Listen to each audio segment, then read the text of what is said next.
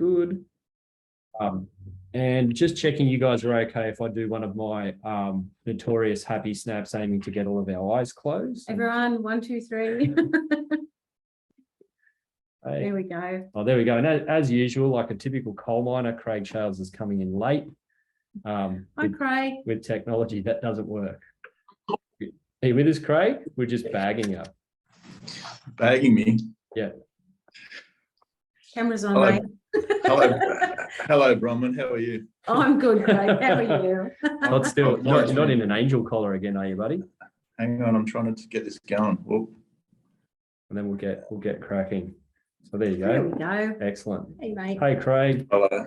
Good to see you. Yeah, likewise. Good to Good see to you. see you too, Bronwyn. It's probably neck not good to brace, see then James. you do doesn't make answer a his celebrity phone, appearance. won't talk to me. He just doesn't answer his calls. The only time I can see him is actually by doing this. And then, to his credit, bags me out to my wife, reckons that I never answer my calls, which is James obviously doesn't have mirrors in his house. I think you're making a special appearance in our slide deck today too, Craig. Yeah. I am. Yeah, you are. But yeah, this is upright on 2 wheels. I've got some new people that would like to join your group, if that's okay. Yeah, of course, sure. mate. Of course, yeah. Yeah. The ongoing banter. I don't know if anyone else has that in their professional lives, but I feel like Craig and I consistently have a special sport involving missing each other's calls, and I'm sure you've all got people in your network that you do that. That you can turn it into a sport. And good to see you, Andrew Clarkson. Yeah, as always. Hey. All right. Okay. So today, by special request, for those that weren't able to provide feedback, we attempted, or I unsuccessfully attempted to run a video and a poll attached to LinkedIn, and I've now found out that you can't run the two together. So anyway, notwithstanding, we tried to canvass the audience to find out whether they'd like to have a session on risk appetite statement basics or WHS legislative amendments. Overwhelmingly, everyone was looking for risk appetite statement basics. So that's what we're going to cover this month. And next month, it'll be penalties, legislative amendments, and common mistakes. And then Chris, I think I did hear from Persia to say she wasn't able to make it, but we were hoping to then look to lock in October. A session to really do a deeper dive into that ESG space we started at the climate change risk. Yeah. Because really I feel, or we talk about it a lot, but ESG, so topical at the moment. And then in terms of climate change risk and what comes with that, it's just very topical. So we'd love to have Persia come talk to us about some of that. So, but we'll be in touch. But that's okay. I'll dob her in and here pretty much. Yeah, I'll dob her in and committed to it now. So that's fine. Yeah. Okay. Awesome. She's been voluntold by Chris. Yeah. Yeah. Voluntold, absolutely. Yeah. It's the only way, isn't it? But I feel like climate change risk is one of those things that we need to get the basics down and get a really good solid understanding of what it is and how we can manage it. It's just simply because it is just so topical, and also something that it's not going to go away.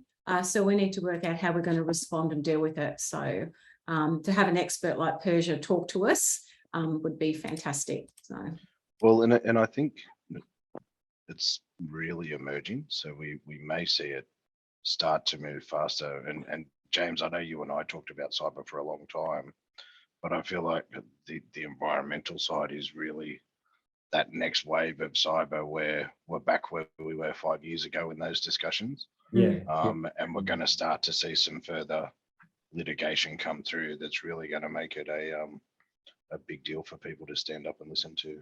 Yeah.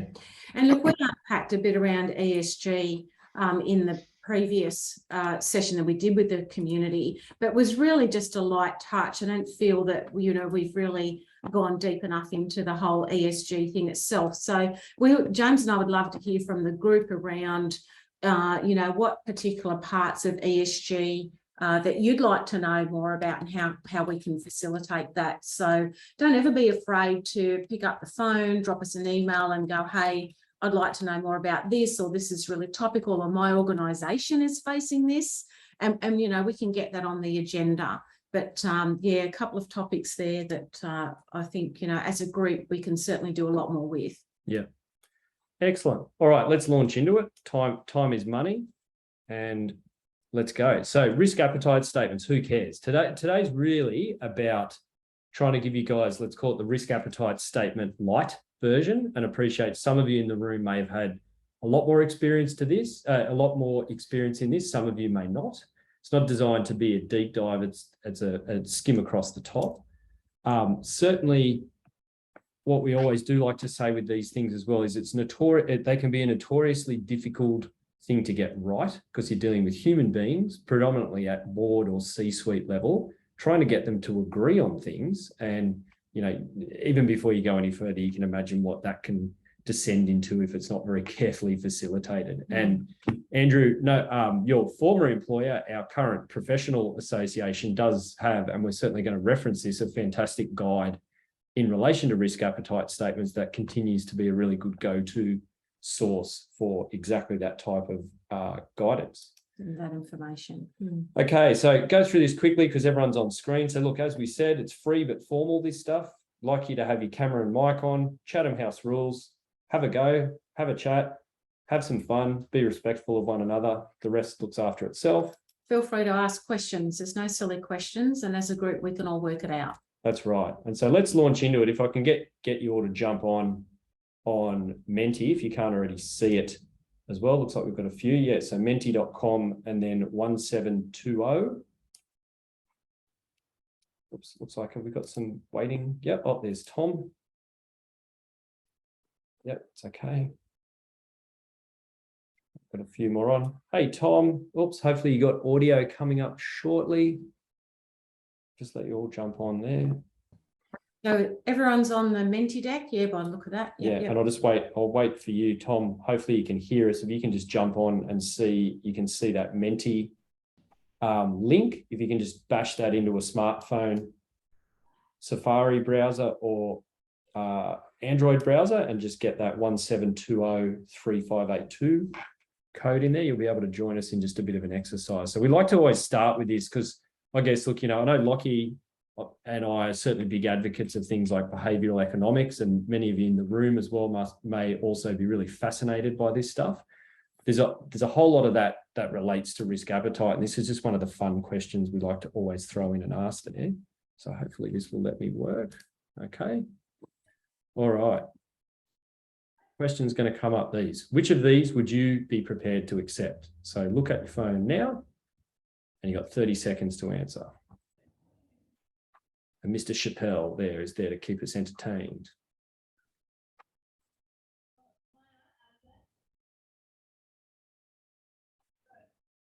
There's no right or wrong answers here.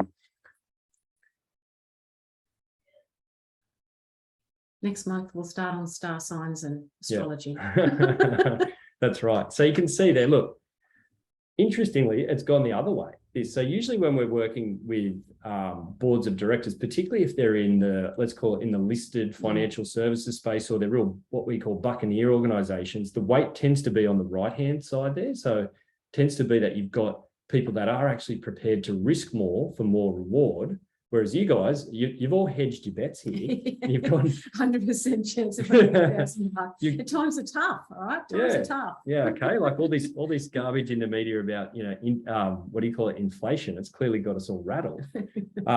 So the point of that exercise is to show you from the outset, we've all got very different risk appetites at a personal level, and certainly organizationally, we've also got, or in a business sense, we've also got very different risk appetites. And this will make sense as we start to unpack this, but glad we all had fun with that. And oops, have we got some more?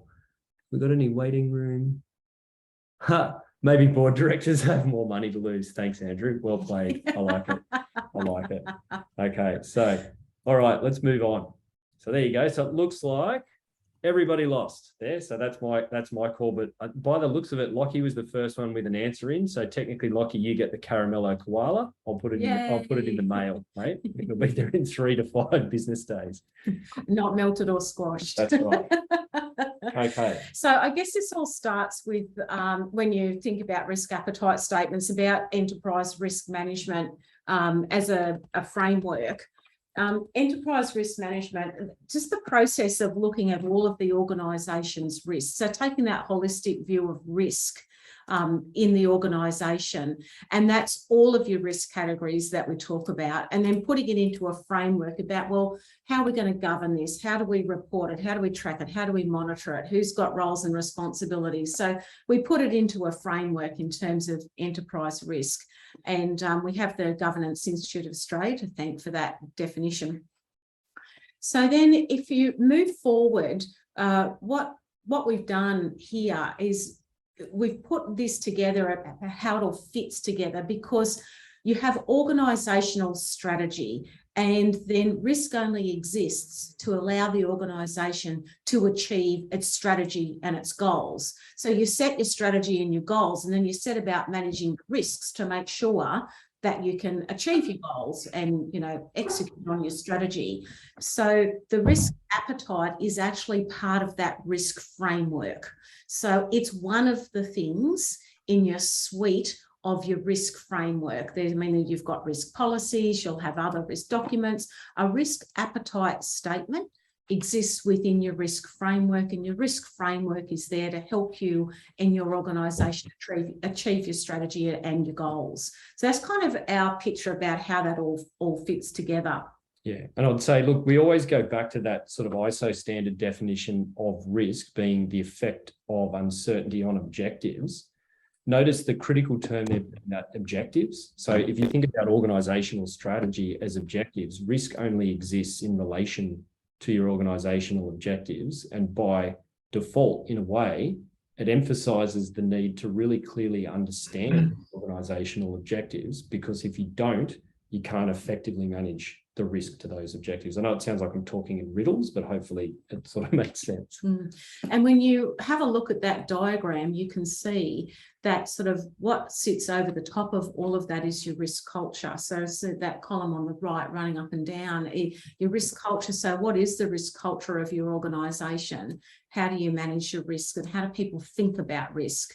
If you think about culture being the way we do things around here, your risk culture is how does your organisation think about and manage risk?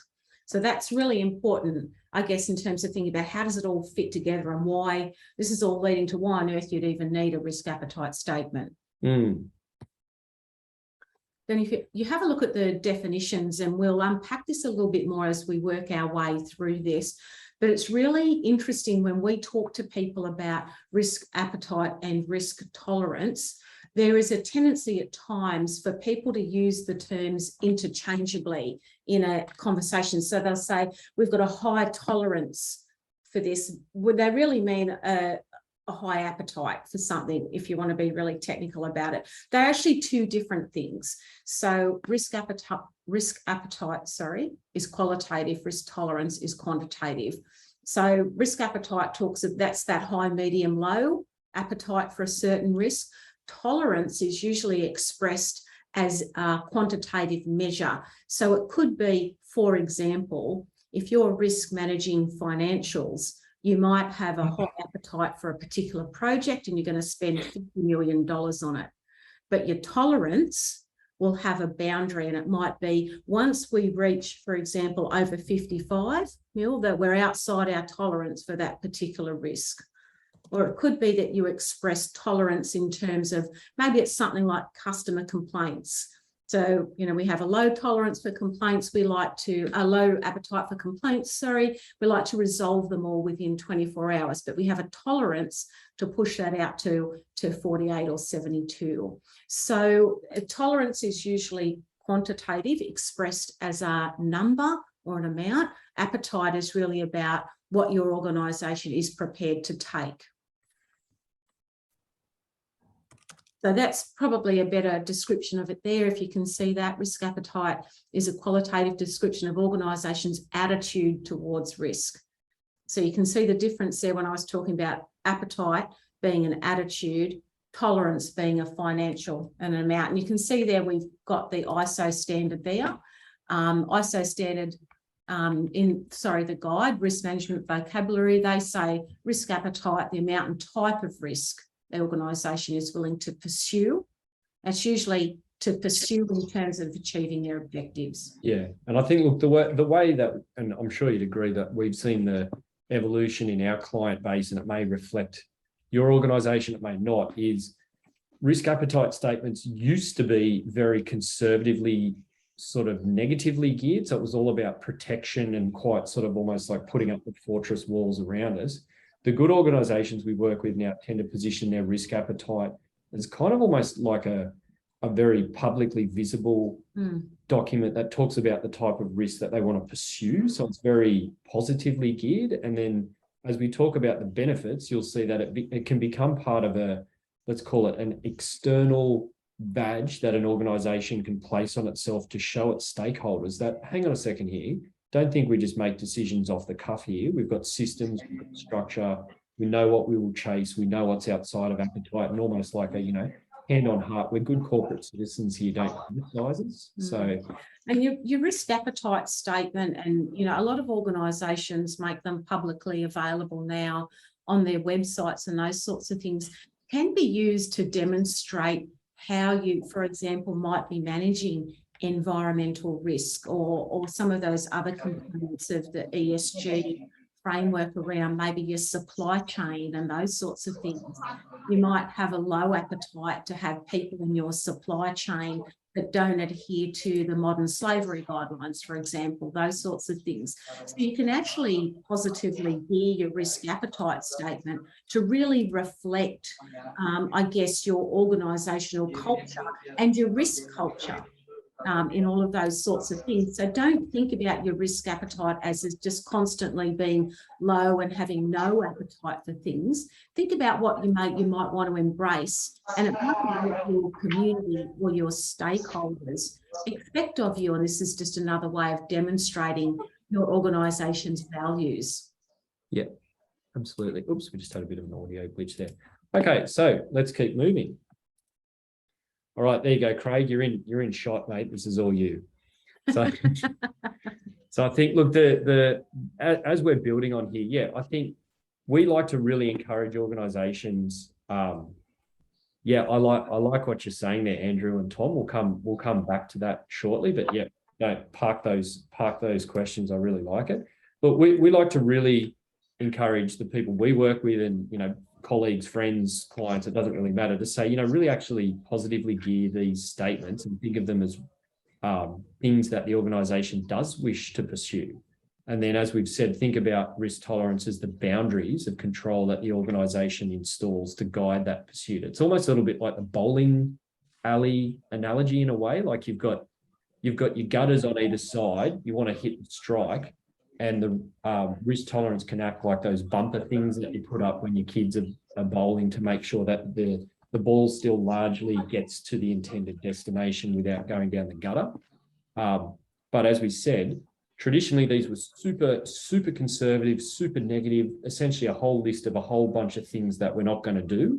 And as a result, tended to be quite, could be quite dismissed by a lot of people, and also considered the whole like, oh, that's a waste of time. Why would I invest any energy in that document? Okay, this is just, it may hopefully work as intended this time, because sometimes this technology is not our friend. Well, this is our drawing, yeah, I guess, of how we try to express appetite and tolerance. So, I mean, sorry, I probably stole your thunder there. No, that's all right. So we'll just let it come up. So there we go.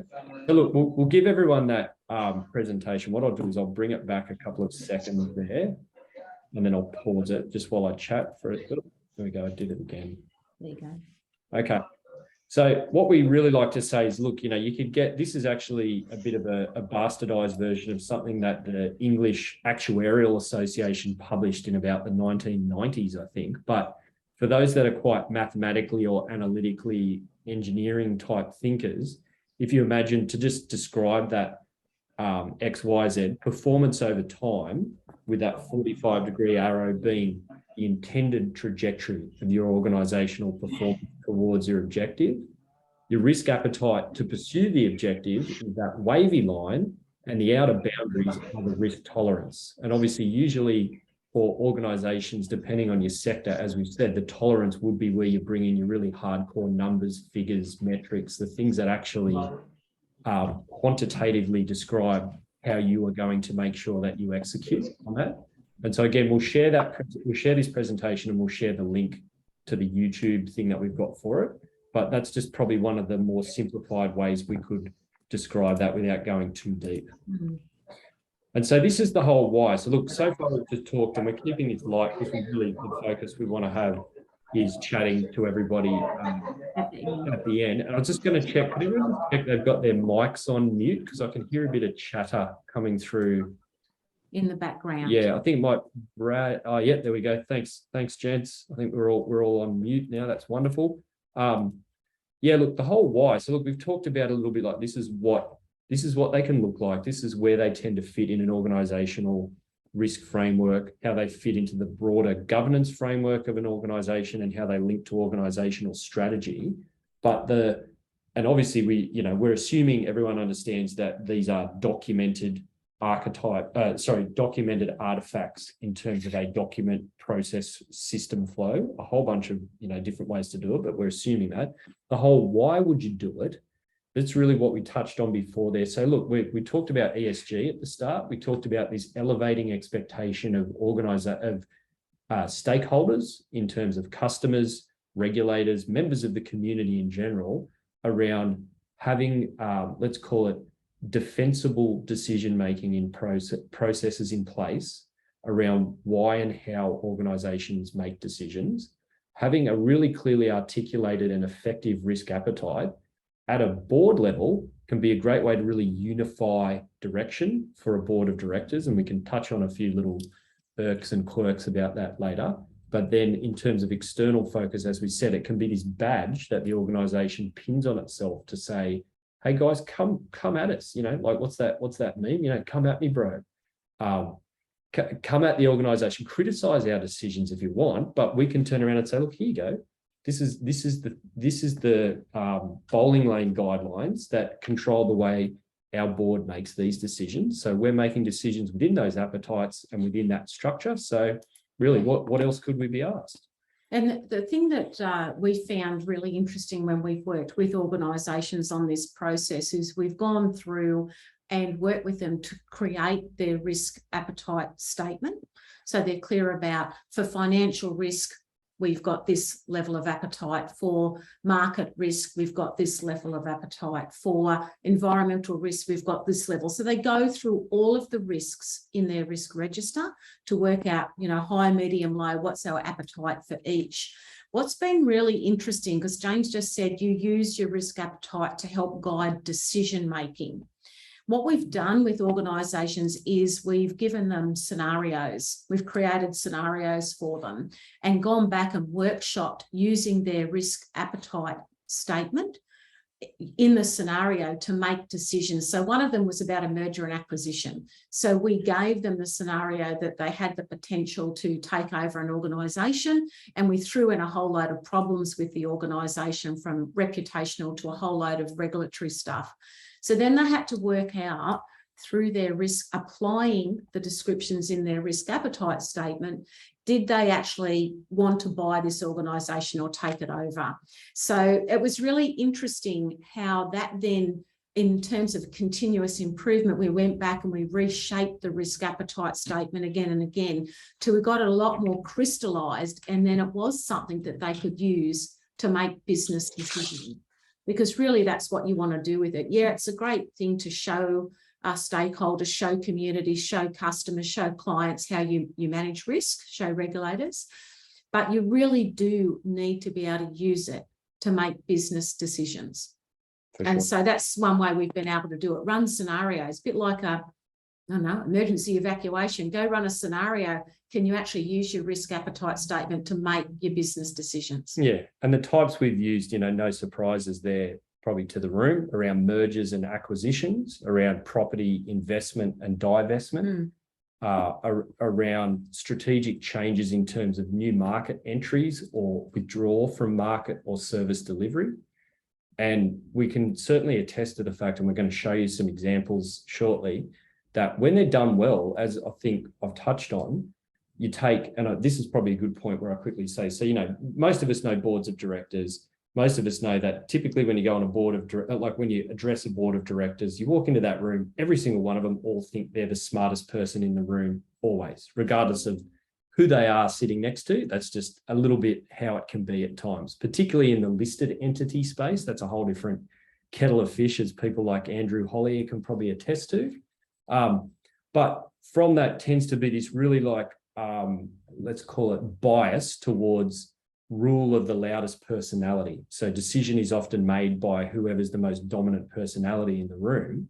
Having a process, one where you work the board through a risk appetite statement, can kind of essentially take the edge off all the egos, because it forces everybody to really work through the process of establishing, rather than individually, I'm the smartest person in the room, collectively as a group of directors or collectively as a group of executives, what is our, let's call it our collective risk appetite around this? And we won't bore you with too much of that detail today, but that's a process in of itself to establish that collective consensus against individual categories of risk around what is our risk appetite. And we'll move on to showing you some examples. Just wanted to touch on, so AC, yep, agree, risk metrics design at the same time. Clarkson, well put. And then Tom, great point in terms of absolutely appetite and tolerance is used interchangeably when key risk indicators is the topic of discussion. In my eyes, KRIs look at performance against your tolerance. Couldn't agree more, Tom. Well played.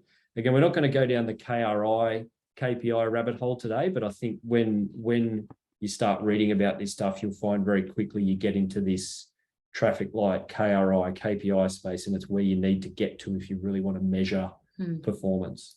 Okay, so over to you, Brian. Okay, no worries. So look, risk appetite descriptors are really important, because you can't really decide your risk appetite until you've articulated what the appetite differences are. And so this is an example of one that we worked through with a large environmental and engineering firm, and we came up with some key words to describe what low meant, what moderate meant, what high and what very high meant, because unless we had that, the board then couldn't actually make that consensus decision around that unless they knew what it was. So, it's about sort of, and for them, they use keywords. So you can see there with low, the keyword was avoid. For moderate, it was conservative. For high, it was consider. And for very high, it was confident. So that was really describing how they felt they could articulate their appetite. When they're saying they had a high appetite for something, you can see what it meant. And you have to have that, because high will mean different things to different people. So you need to have these descriptors in order then to move forward to decide what your appetite is. And I was going to say too, as well, that will be different for different organizations. So, absolutely. Yeah. Yeah. So these guys, they're a mid-sized environmental engineering firm. They're national, well, actually international. International. The core service delivery is things like, what do you call it? Environmental impact statements, planning and assessment. So it's very scientific. They're also, the words there are reflective of the organizational culture. So we sort of, shoulder checked everyone on the risk culture thing very briefly. For some organizations, the words need to be very different. If they're an advocacy or care focused organization, for example, we worked with a women's refuge. They were very strongly emotive and care and advocacy focused descriptors that they put together, as opposed to having, let's call it more granular scientific approaches to things. So let's move on. So I just think it's important that, that you've got those descriptors, and then that allows everyone to be singing from the same song sheet, I guess. I've got a clear view about what they all mean. And then you can see here what they did when they were, and this is just 4 of the categories in their full enterprise risk register. So we've just chosen 4 here to show you how they expressed it. But often, of course, when it comes to innovation, anyone who's managing innovation risk, just the very nature of being innovative, you'll have a high risk appetite for that sort of stuff. And that's what they said. They've got a very high risk appetite for activities that involve innovation and aligned to our strategic goals. So they're not just innovating randomly, they're innovating in a way that aligns to their strategic goals. So you can see they've taken the descriptor and put it into a statement that says, all right, when we're looking at innovation, this is how we feel about that. We love innovation, but it's got to be aligned to our strategic goals. Yeah. And there are no surprises there when it comes to regulatory and compliance risk. Very low risk appetite for that, for non-compliance. I mean, I don't know anybody that's got a very high risk appetite when it comes to regulatory and compliance risk. So there was probably no surprises in how they expressed that. So this is their choice of words, but non-compliance with laws and regulations, and they put in there everything that you could think of. Because they're an environmental firm, of course, privacy, employment, WHS. So that was just to help shape that one up.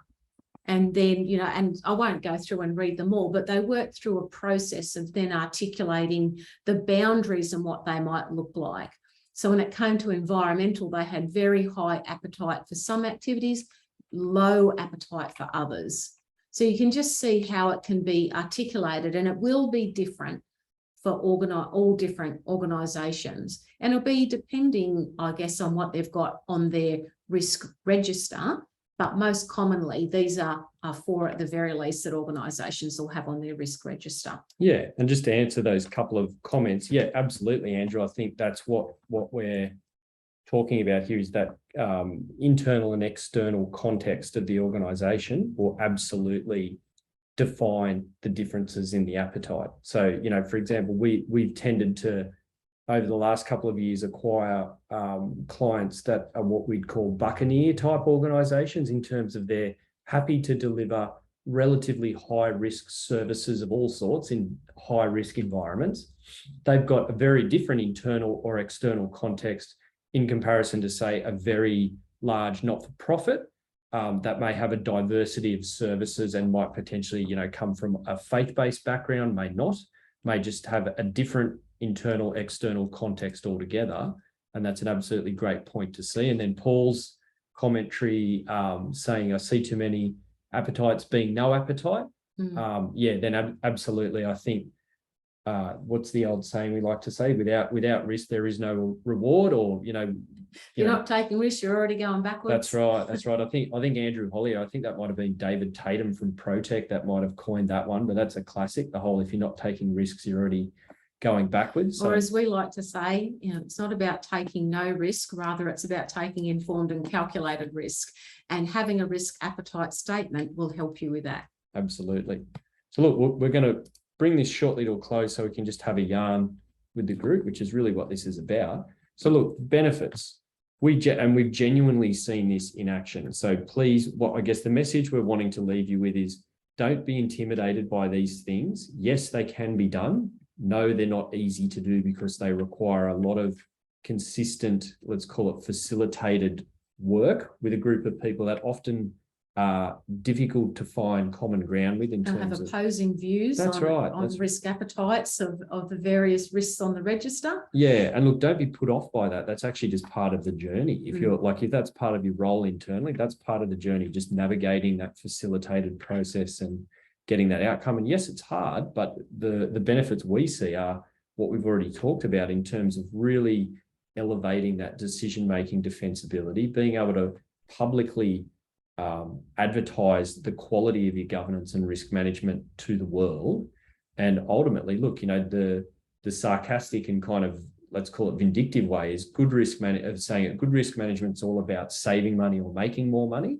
And absolutely, we've seen proof in the pudding in terms of these risk appetite statements, when they're done effectively, either saving money for the organisation by avoiding avoidable non-compliance costs, or, you know, all manner of financial unintended consequences, or making more money in terms of being able to execute quicker on gaps in the market that their competitors haven't yet sniffed out, or if they have, being able to just execute on decision-making a lot more efficiently over a time-bound decision.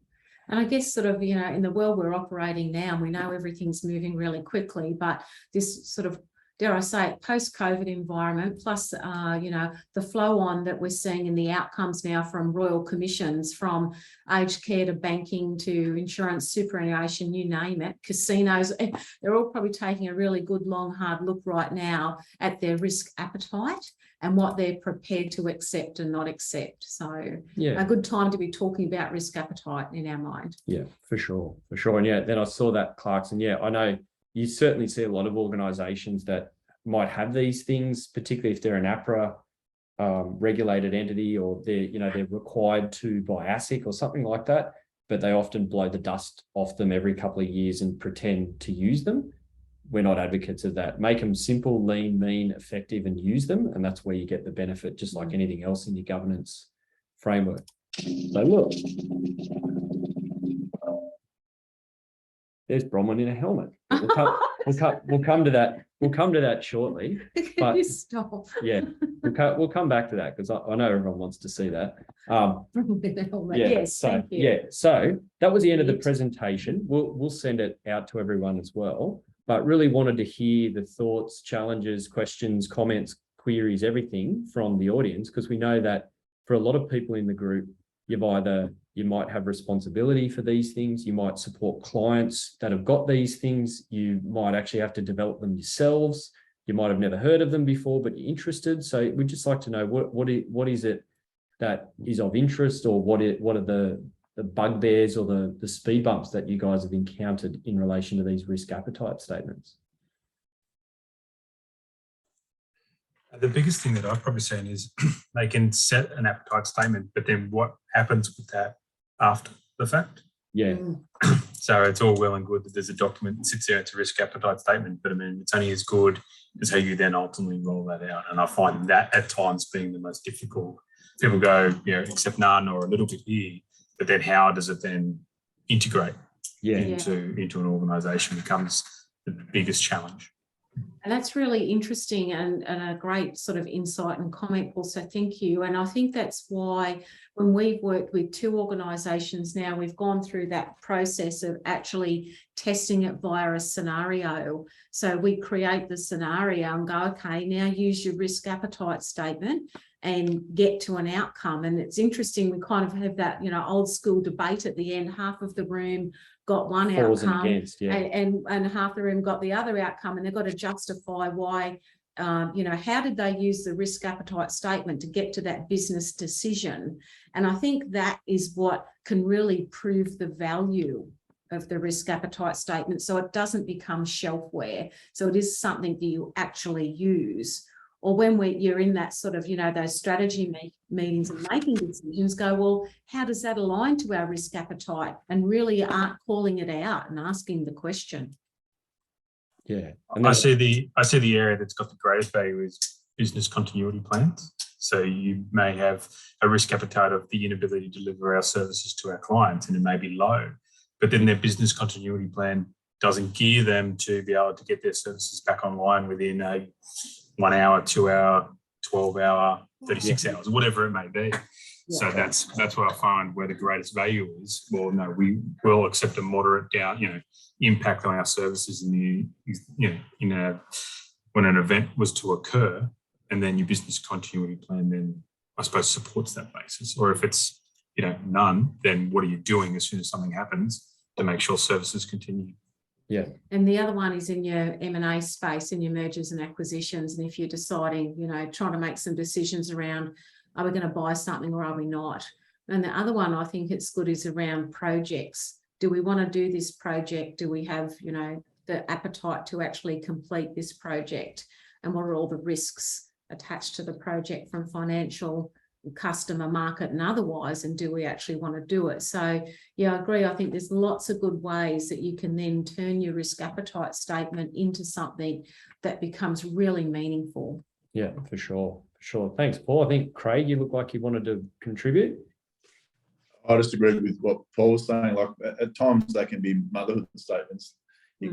It's about the execution, the action of it. Like it's great to have the risk statement, but the actual execution, like if you go back through and yes, that's the goalpost, but what are the steps to go forward? A lot of people get lost in the jungle on the way to it. Yep. Yeah, absolutely. Yeah. And when you're trying to line it up as well, Craig, I think to like the organisational strategy and, calling it out and asking that question around how does that particular action or decision fit within the strategy and what's the risk appetite that sits around it. So making it that more living document and where we talk about it and we ask questions about it and try and apply it then sort of creates that expectation. That's how we will do this from now on as well.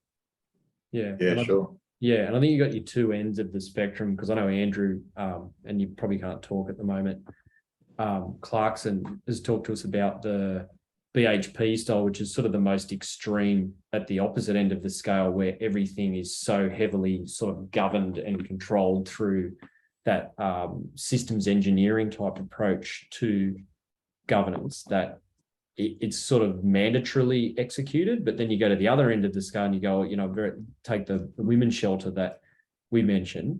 It's ineffective for them to be trying to run a BHP style process, but it's no less important to them to have an understanding of risk appetite. It might not be as articulated in a granular, quantified, engineering sense as a BHP board of directors risk appetite statement, but it can still be executed, and it's about that context of the organization. So yeah, thanks, Craig, appreciate it. Lockie, you look like you wanted to add something as well there, mate. Well, I was just thinking, for a board, I think the scenarios is a good idea, because I'm on a not-for-profit board and I'm relatively new, and they have a risk appetite statement that I'm just looking at right now.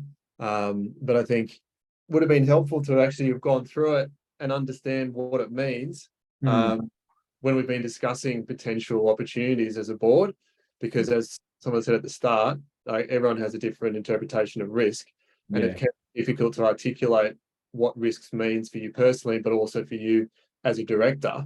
So I think this could help, but you really do need practical scenarios, I think, to know, well, what does a low appetite actually look like for an IT risk? Say, like, what is the scenario where those, to define the tolerance, to understand where the boundaries are, especially for someone that's new, that's been asked to provide an opinion or agree on a decision going forward on a board. Like, it carries a lot of weight.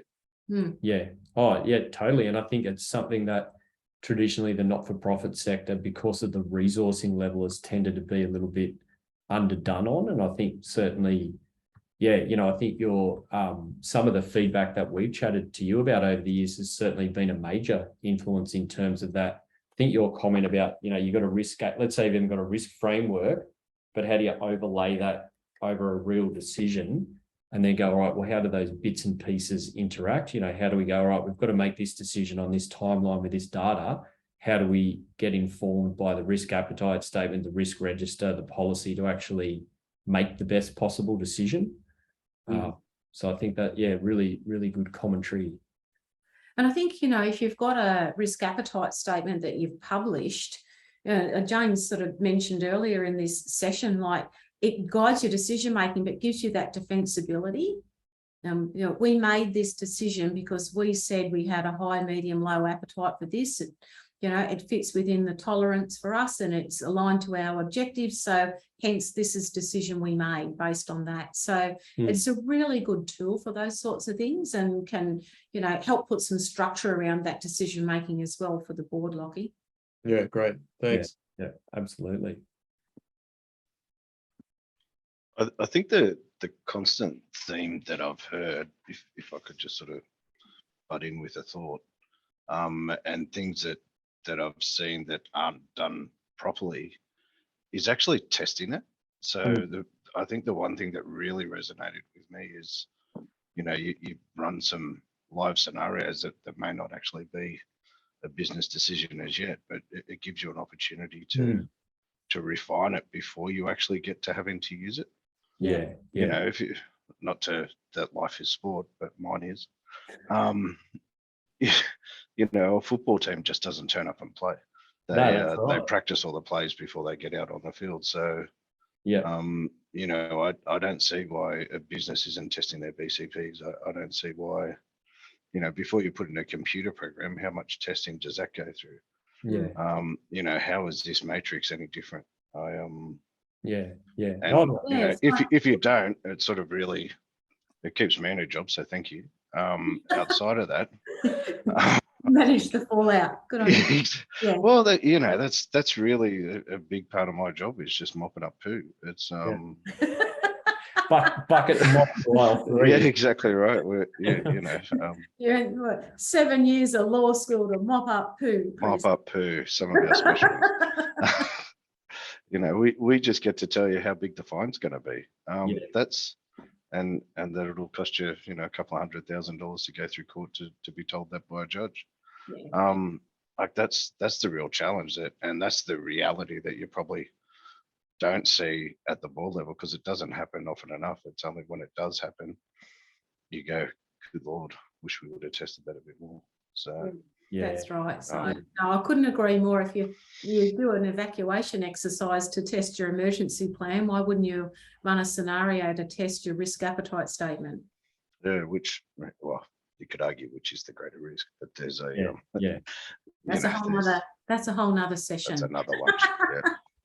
That's right. That's right. No, well, I think it is like I know most blokes love sporting related analogies, so I don't shy away from those, Chris, and I'm sure plenty of the ladies do as well, because well, she's not here today, but one of our female CEOs is an absolute cricket tragic anyway. So I think you're in good hands when it comes to that. But I like that saying, sport team doesn't just go run out onto the field and try and face the Penrith Panthers. Like the bunnies. Yeah, all the bunnies. Yeah, God. Yeah. Anyway, we're not going into that. But anyway, I think it is a good point that you've got to test and learn. I know that's one of your phrases as well, Lockie, test and learn. And I think that's really important with, I think, governance frameworks full stop, but particularly risk appetite statements. And it's certainly the interesting feedback we've gotten of let's call it the last couple of sessions is that it sort of irons the bugs out of the risk appetite statement, because people realize, oh no, actually no, we They went back and they refined their risk appetite statement after the scenario, which was really interesting. And you'd expect no less. Once you've run your scenario test and you've come with these outcomes and they're having debates, and then I thought you meant this, no, I thought that meant that, that kind of thing. So then they went back and had another workshop and really got the crinkles out of their risk appetite statement. So it was really helpful. Yeah. But it is sort of pretty point blank on the sport analogy as well. You don't run the play right the first time. That's right. So you got to do it 1,000 times to really lock it down, and it always gets refined every time you go through it. So there's probably two elements to that to test it, but don't be afraid to continuously improve it. Use that circle as your business evolves and your experience in using it evolves. Yeah, so it's kind of a bit of a 3-step process, isn't it? You think about, well, you've got to come up with the appetite descriptors first. So what do we mean by that sort of high, medium, low? Then we create the statement, then we test it. And if you think it's cyclical, you go back and you constantly improve. Is that what our descriptors really meant? Is that what our appetite really is? And we just keep doing it. Yeah. Sorry, Tom, you look like you were ready to launch in there. No, that's okay. Yeah, I think it was a good point in terms of, the evolution of risk appetite statements. And I know we said we wouldn't go down this rabbit hole, but in terms of key risk indicators and key performance indicators, I think they're a, vital role when it comes to, especially scenario testing, because I think they actually intertwine, like depending how you're performing in terms of your KRIs and KPIs, it can show where, you may need to put your focus. And, that's where cyber is obviously like quite a big thing at the moment. But yeah, if you realize that you've been, breaching your tolerance, month on month, you go, oh, okay, well, maybe there's a control deficiency there. Like, what do we need to do? And then that's where you can test it. Yeah, no, I think that's an absolutely great point. And I know, obviously knowing your background in terms of financial services, I think there tends to be a far more well, at least at the moment, there tends to be a more quantitative, quantified, more mature approach in general to risk appetite statements. And I think that's probably, partly the regulators, plural, that you guys have to navigate. But then I think it's also the sector, because it's traditionally dealt with hard, like hard currency, like real like numbers that matter, where I think sometimes we find it really is hard to make it stick is when you're dealing with more of a qualitative type service, particularly in the not-for-profit or the advocacy space, or, you know, family services or whatever, and they find it a lot harder to actually put real meaningful numbers around, you know, what this means. But I think you're absolutely right. Like, I remember, don't know if anyone remembers, but hopefully Andrew does, Peter Winty from the Governance Institute, and talking about this analogy of like when you're driving down the highway and like you've got the flashing yellow lights and things like that. And I reckon KRIs can be fantastic, because when you get them right, they give you this like hazard warning sign, and you go, oh crap, rightio, we've got to do something now, rather than next thing you know, you're like upside down in a ditch at an organizational level. So I think that's, you're right.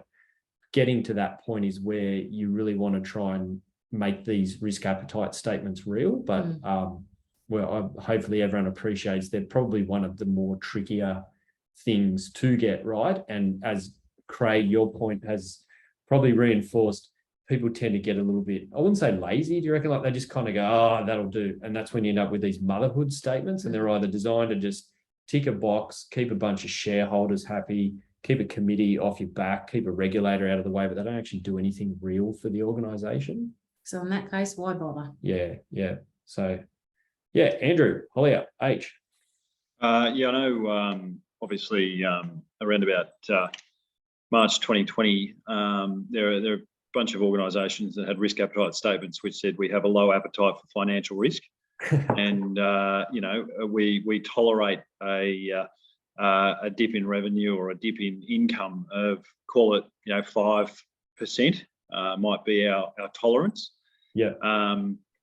And obviously, you know, COVID comes along, and incomes or revenues of certain organisations, you know, may have just fallen out of the sky.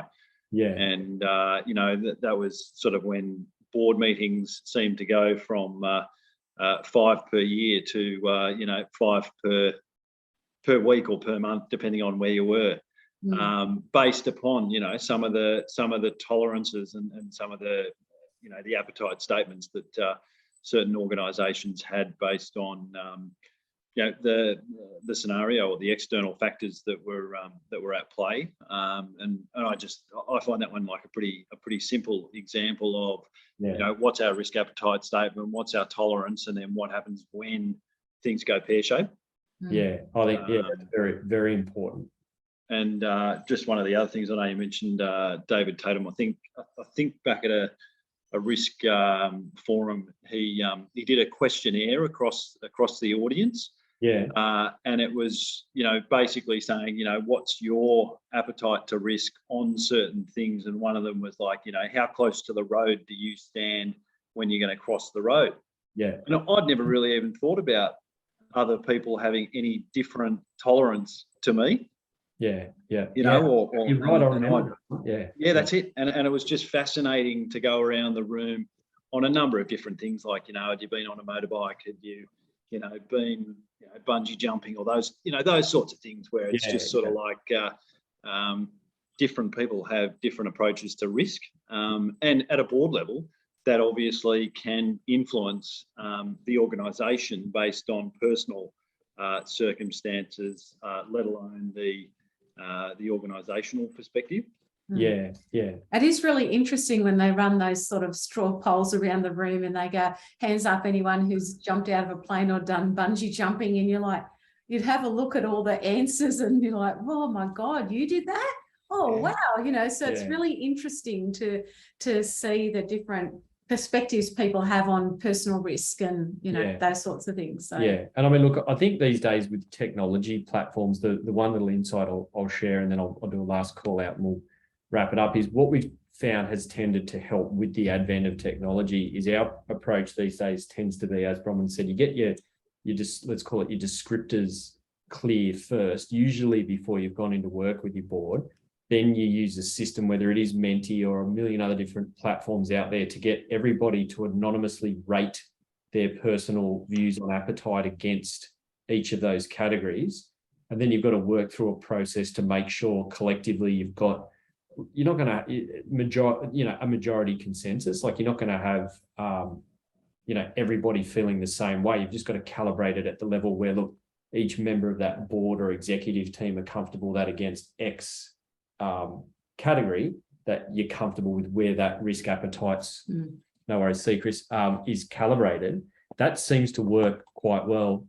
But aside from that, I've certainly seen, and I'm being a little bit sarcastic here, in government sector agencies where, not naming names, but where that just goes round and round and round and round and round and round in circles, and no one will actually put any skin in the game. And you know, traditionally government sector board directors, That's always a fun session. yeah, can be a little bit concerned about liability and ministers and things like that. So that if you don't have a mechanism to unbreak that deadlock, you can just end up with this like circular conversation that goes nowhere fast. And I think that's where people get these bad tastes in their mouth over risk appetite. What a waste of time. So yeah, well, look, was there any closing comments or thoughts from anyone? Because that was a fantastic, buoyant discussion and exactly what we'd hoped for. And hopefully it was a benefit to some of us in the room that were looking for some more insight in that space. And we'll send out the slide deck And the recording. And if everyone has nothing else to say, then we'll call it quits. And look, you know, we always value your input. We were going to talk about WHS next month in terms of the legislative updates as it relates to, you know, the Boland review and what all the various jurisdictions have done with industrial manslaughter, and also some of the common mistakes organisations make. So, you know, that's the topic. But if you would like something else, reach out and tell us, because we're always happy to chat about, you know, anything you want to hear about. Yeah, so. Excellent. All right, well, look, lovely to have everyone join us, and thanks for your time. Thanks for sharing your time with us. Good to All see right. you all. Okay, bye for now. Catch you Take next care. month. Bye. Bye.